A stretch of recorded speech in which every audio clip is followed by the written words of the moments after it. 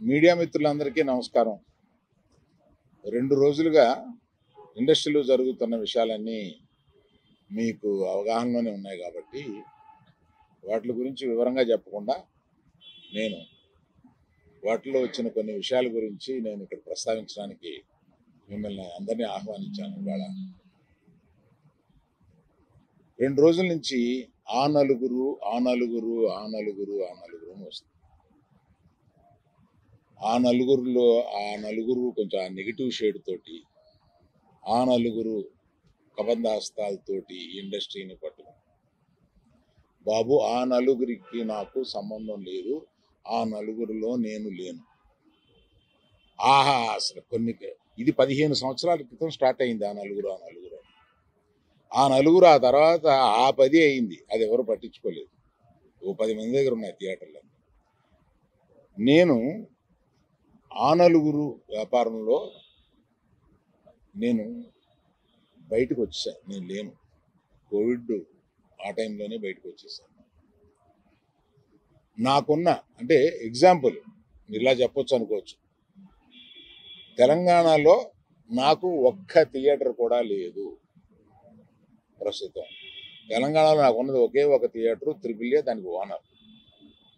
కనుక నా దగ్గర ఒక్క థియేటర్ కూడా లీజులో లేదు. ఆంధ్రాలో కూడా అన్నీ వదిలేసుకుంటా వచ్చేసి నా దగ్గర మొత్తం 1500 థియేటర్లు ఆంధ్రాలో ఉంటే, అదే మొత్తం తెలుగు రాష్ట్రాల్లో ఉంటే నా దగ్గర 15 లోపు ఉన్నాయి.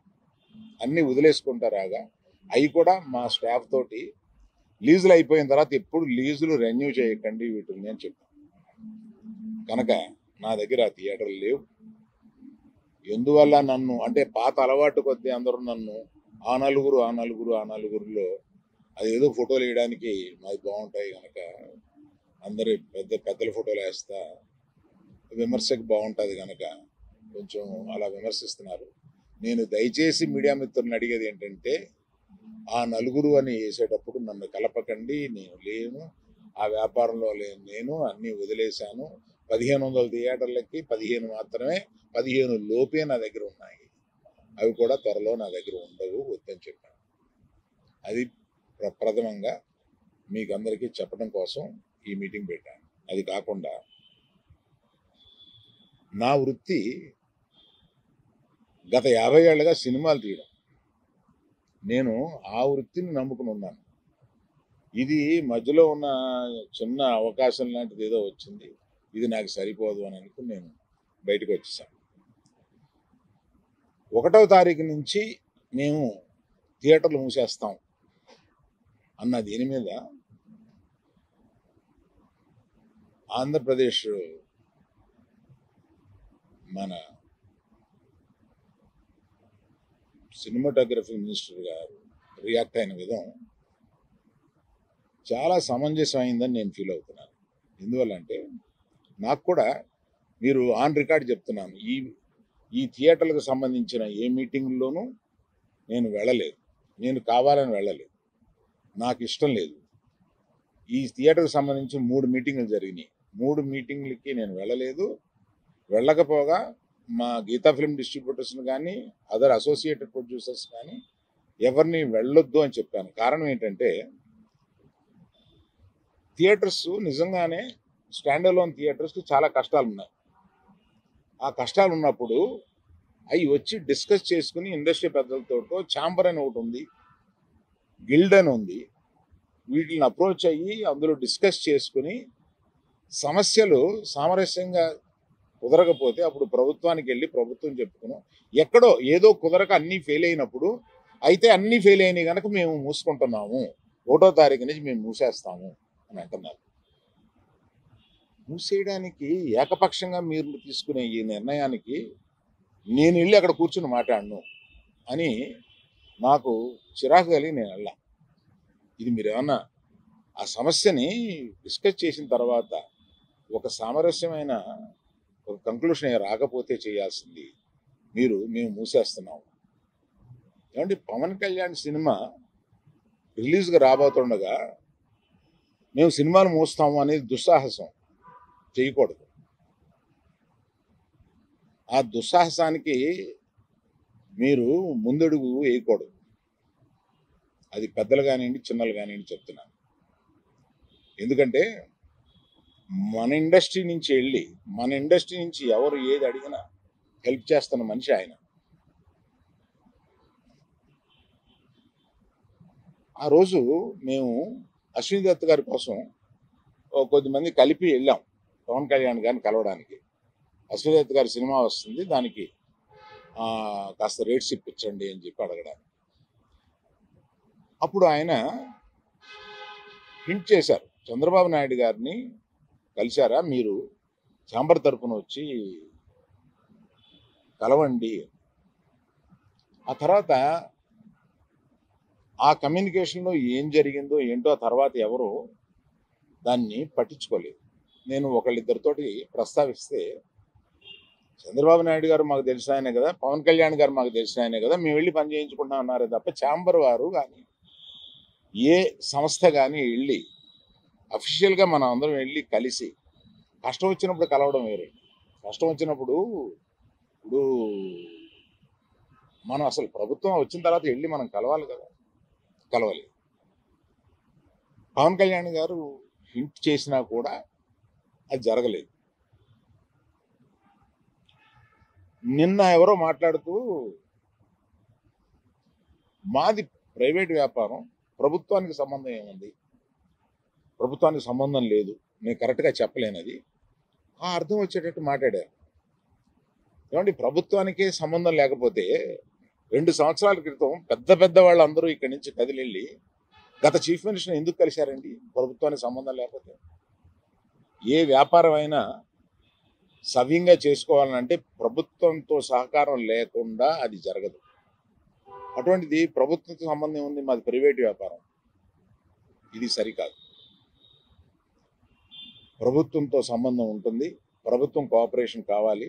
ఒకటే ఎగ్జాంపుల్, వాళ్ళ కోఆపరేషనే అక్కర్లేకపోతే మనలో పెద్ద వాళ్ళందరూ వెళ్ళి ఎందుకు కలిశారు, గత చీఫ్ మినిస్టర్ని ఎందుకు కలిశారు? మనకు కష్టం వచ్చిందనే కదా వెళ్ళి కలిశారు. కష్టం వస్తే కానీ వెళ్ళి కలవమా? ఒక ఫార్మాలిటీ లేదా? అందువల్ల మినిస్ట్రీ నుంచి వచ్చింది నేను చదివాను, అది చాలా సమర్థనీయంగా ఉంది, ప్రశ్నలు కరెక్ట్గా ఉన్నాయి. నిజంగానే సమస్యలు ఉన్నాయండి. స్టాండ్ అలోన్ థియేటర్స్కి సమస్యలు 100% ఉన్నాయి. ఇవాళ వాళ్ళ మనుగడ కూడా కొంత కష్టం అవుతుంది. ఆ మనుగడ కష్టమైనప్పుడు వాళ్ళందరూ ఏకమై వచ్చి ఏం చేయాలా అని ఒక నిర్దిష్టమైన దీంతో కాకుండా ఇట్లాగా మేము మూసుకుంటున్నాము థియేటర్లో, ఇప్పుడు మీరు మాతో సంభాషణకు రండి, అది నాకు నచ్చక నేను వెళ్ళలేదు, అందరికీ వెళ్ళొద్దు అని చెప్పాను. మీరు దయచేసి, నేను మీకు కొన్ని ప్రశ్నలు ఉంటాయి, మీరు ప్రశ్నలు అడగొచ్చు. కేవలం మనం ఈ సమస్య వాళ్ళ మాట్లాడుకున్న దానికి పరిమితం చేయకపోతే జనరల్గా ఏమవుతుందంటే, మీరు ఏదో అడుగుతారు, నేను ఏదో చెప్తాను, అది హెడ్డింగ్లోకి వెళ్ళిపోతుంది. అలా కాకుండా ఇవాళ హెడ్డింగ్ 1500 థియేటర్లు ఉంటే నా దగ్గర 15 మాత్రమే ఉన్నాయి, ఆ నలుగురిలో నేను లేను.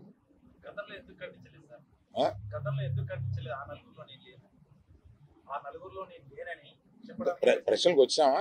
నాది అయిపోయింది, ఆపేశారా? కాదు, మీరు ఆపేశారా అని. సరే, మొదలు పెట్టారుగా.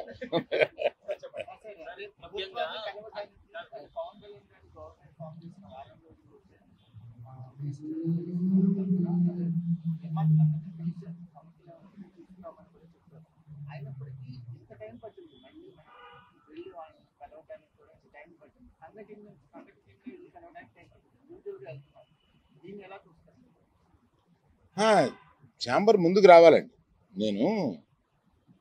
నేను ఛాంబర్లో ఏ పొజిషన్ తీసుకోను. నేను ఎప్పుడన్నా ముఖ్యమైన సంఘటనలు ఇలాంటివి ఎప్పుడన్నా ఉన్నప్పుడు వాళ్ళు పిలుస్తూ ఉంటారు, నేను వెళ్ళి పెద్దగా నేను చెప్పాల్సింది చెప్పేసి వచ్చేస్తూ ఉంటాను. నేను రెగ్యులర్గా జరిగే ఛాంబర్ మీటింగ్స్కి అది వెళ్ళాను. నిన్న అంటే కావాలని నిన్న పిలిచారండి.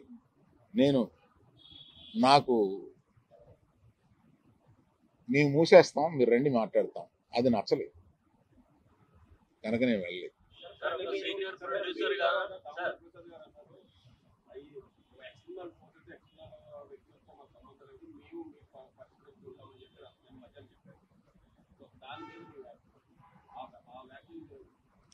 అంటే మాలో మేము పరిష్కరించుకుంటాం అన్నది ఏంటంటే, నిర్మాత, డిస్ట్రిబ్యూటరు, ఎగ్జిబిటర్ మధ్యలో సమస్యలు ఉంటే మేము పరిష్కరించుకుంటాం అని అనుకుంటారు అని అనుకుంటున్నాను.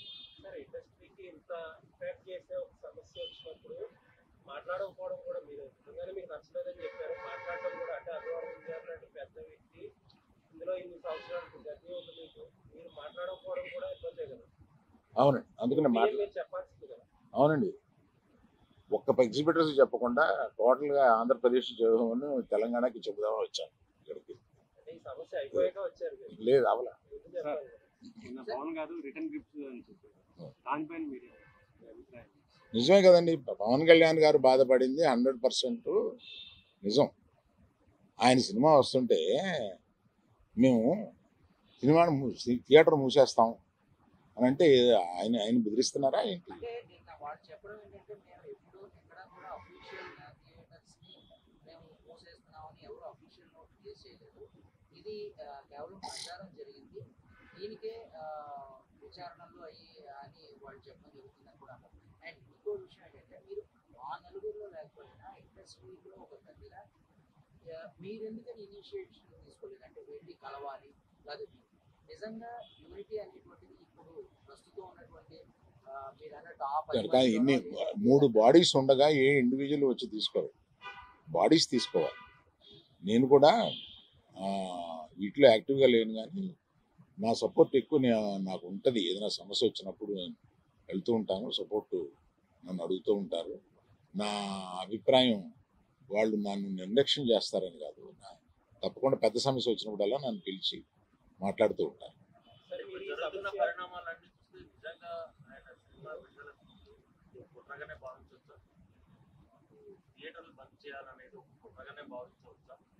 లేదండి, అది నేను కొంతమందితో మాట్లాడితే ఇది తాత్కాలికం, మేము టెంపరీగా అనుకున్నదే తప్ప ప్రత్యేకంగా ఆయన సినిమా మీద మేము వ్యతిరేకతతోటి అన్నది కాదు అని అంటారు. కానీ అనేటప్పుడు ఆలోచించుకోవాలి, ఆ సినిమా ఉంది కదా.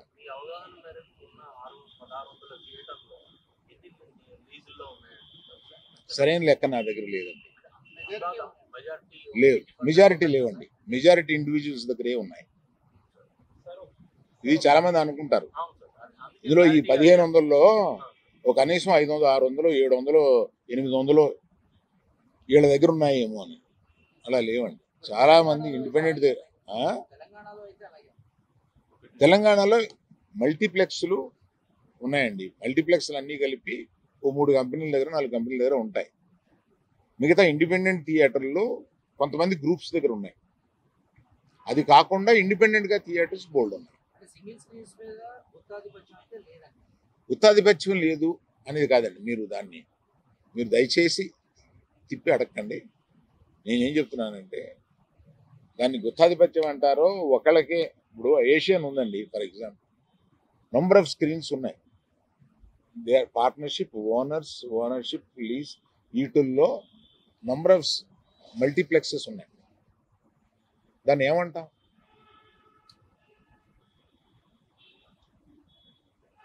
మీరేదో అడుగుతున్నారు.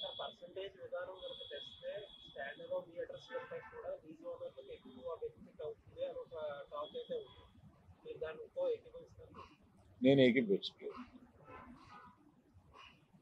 అసలు.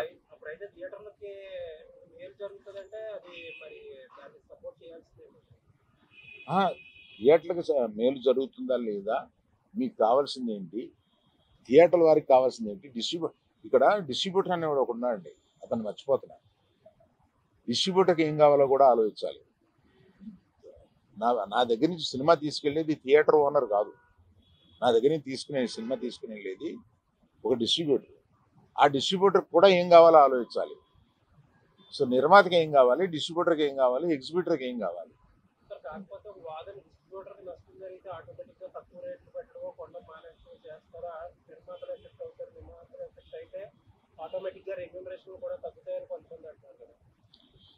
అది ఫార్ ఫెచ్డ్ థాట్. సార్ ఇప్పుడు మీరు ఆనందంలో మీరు పాప్కార్న్ ఈ కూల్ డ్రింక్స్ ఇవే రేట్ ఎక్కువ టికెట్ రేట్ కంటే అవే ఎక్కువ ఉంటున్నాయి. దాని మీద నాకు అవగాహన లేదు. మీరు వెళ్ళినప్పుడు ఎప్పుడైనా తీసుకుని ఉంటారు పర్సంటేజ్ విధానం ఎంతవరకు కరెక్ట్ అంటారు? ప్రొడ్యూసర్ ప్లస్ ఎగ్జిబిటర్ రన్నింగ్ అదే ఛాంబర్ వారు సీరియస్ గా డిస్కస్ చేస్తున్నారు కదా, ఒక నిర్ణయంలో వచ్చిన తర్వాత నేను చెప్తాను. అంటే మీకు ఎక్కువ అనుభవం సార్ మీరు చెప్పాలి. ఏపీ, తెలంగాణ, కర్ణాటకలో తప్ప మిగతా అన్ని చోట్ల కూడా ఈ పర్సంటేజ్ విధానం నడుస్తుంది అని, కేవలం ఈ మూడింటిలో మాత్రమే ఈ రెంటల్ విధానం నడుస్తుందని కూడా. ఏమండి, తెలుగులో మాత్రమే ఎందుకు గొప్ప సినిమాలు వస్తున్నాయి? దీనికి ఒక కారణం చెప్పగలం. అలాగే ఆ పరిస్థితులను బట్టే వస్తుంది తప్ప అన్నిటికీ ఓ రీజన్ ఉంటుంది.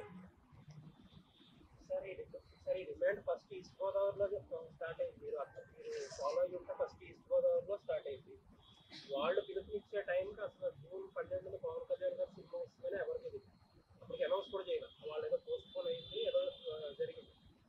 సో అసలు ఇలాంటి ఉద్దేశమే లేదు హరిహర వీరమల్లుని ఇబ్బంది పెట్టే ఉద్దేశం. కాకపోతే ఈ పర్సంటేజ్ విధానం, ఈ థియేటర్ స్ట్రైక్ ను వ్యతిరేకించే వాళ్ళు తీసుకొచ్చి పవన్ కళ్యాణ్ గారి సినిమా ఇందులోకి లాగారు. సో దట్ ఏంటంటే పవన్ కళ్యాణ్ గారు అంటే భయపడి అదర్ పార్టీ తప్పుతుందని చెప్పి అంటారు. ఏమండి, ఒకవేళ స్ట్రైక్ చేయాలనుకుంటే తర్వాత ఇంకొకసారి అయినా చేస్తారు. పవన్ కళ్యాణ్ గారి సినిమా గురించి వెనక్కి వెళ్ళిపోయిన వాళ్ళు ఇది మూసేయాలనుకున్నప్పుడు ఇంకోసారి కూడా వెళ్ళి మూయొచ్చుగా, మూస్తారు. కానీ ఈ సమస్యను డిస్కస్ చేయకుండా ఏకపక్షంగా అలా అనడం అనేదానికి నేను వ్యతిరేకం. అందుకని నేను ఆ మీటింగ్కి వెళ్ళాలి. మీరు ఇప్పుడు థియేటర్స్ మీద మీకుండే సెంపతి మీకుండే, మీరు ఇప్పుడే చెప్పారు. బట్ జెన్యున్ కాజ్ లో సఫర్ అయ్యే వాళ్ళు కూడా ఉన్నారు. ఇప్పుడు మొత్తం అదంతా సైడ్ ట్రాక్ అయిపోయి ఇప్పుడు మొత్తం పవన్ కళ్యాణ్ గారి చుట్టూరు, హరిహర వీరమల్లు చుట్టూరు తిరుగుతుంది. దట్ ఆ ఇష్యూ లేకపోతే మీరు బయటకు వచ్చేవారు కాదు.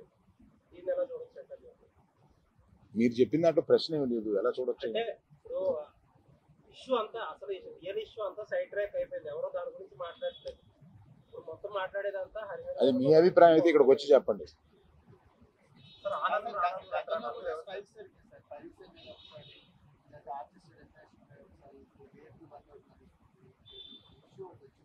కానీ ఏది ఒక సొల్యూషన్ పద్ధతిలో ఏం జరిగినారు? సొల్యూషన్ వైపుగా ఈ బంధులు ఎంతవరకు ఉపయోగపడినాయి? ఏమంటే ఏది సొల్యూషన్ జరగకపోతే ఏ ట్రేడ్ బాడీస్ ఇంతకాలం నిలవు.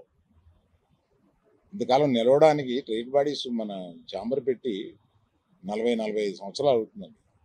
ఇంకా పైన ఉండేది, నాకు కరెక్ట్గా తెలియదు. ఈ ట్రేడ్ బాడీలో కూర్చుని చాలా సమస్యలు పరిష్కరిస్తూ ఉంటాయి. అవును అవును. ఇప్పుడు ప్రస్తుతం గిల్డ్ వల్ల ప్రొడ్యూసర్స్కి ఎక్కువ మేలు జరుగుతుంది అని నేను అనుకుంటున్నాను. సార్ మరి భవిష్యత్తు ఎప్పుడైనా ఇండస్ట్రీ నుంచి మరి ఏపీ గవర్నమెంట్ కలవడానికి అవకాశం? అవునండి, దానికి నేను కూడా చాలా బాధపడతాను. జరిగే అవకాశం. థ్యాంక్ యూ అండి. సార్ ఒక లాస్ట్ క్వశ్చన్. సార్ క్యూబ్ కంపెనీలో మీకు ఏమైనా వాటాలు ఉన్నాయా? క్యూ కంపెనీలో నాకు వాటా లేదు. క్యూబ్ మీ చేతుల్లో, యూఎఫ్ఓ సురేష్ బాబు గారి చేతుల్లో ఉంది. అందుకనే థియేటర్స్ కోసం సఫర్ అవుతున్నాయి బయట ఒక టాక్. యూఎఫ్ఓ సురేష్ బాబు గారి చేతిలో లేదు. క్యూబ్లో నేను పార్ట్నర్ కాదు.